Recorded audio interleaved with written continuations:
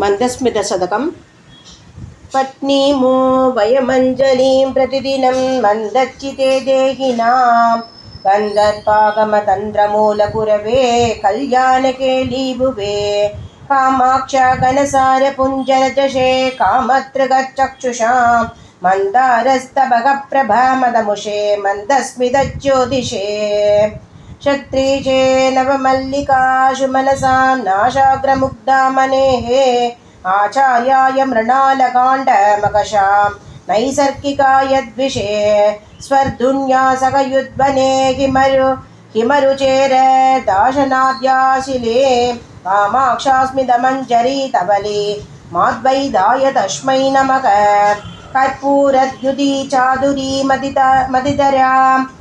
अल्बीयशीं कुर्वती दौर्भाग्योदयमेव संविदधति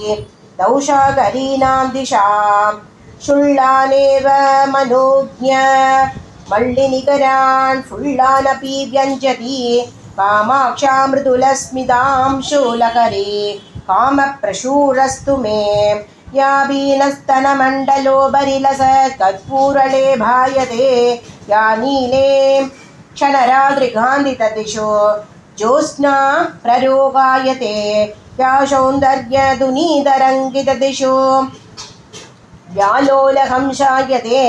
कामाक्ष्यासि सरीकरोति कृतयं सा मे स्मितप्राकरी येषां गच्छति पूर्वभक्षसरणीं कौमुद्वदस्त्वेति मां येषां सन्ततमारुरक्षति तुला कक्ष्यां चरच्चन्द्रमाः येषामिच्छति कम्बुरभ्यशुलभां मन्देव सत्प्रक्रियां कामाक्षा ममतां हरन्तु ममते हासद्विषामङ्कुराः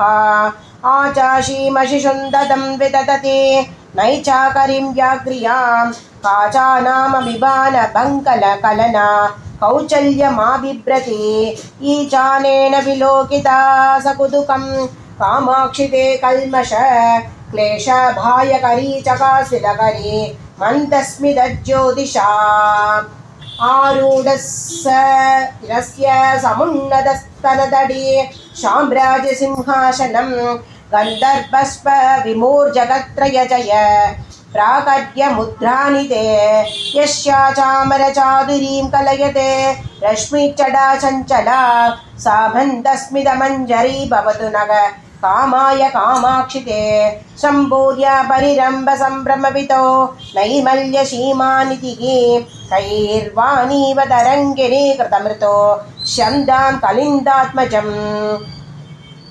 कल्माशी गुरुते कलङ्गशुषमां कण्ठस्थली चुम्बिनीं कामाक्षास्मिदकन्दली भवतु सा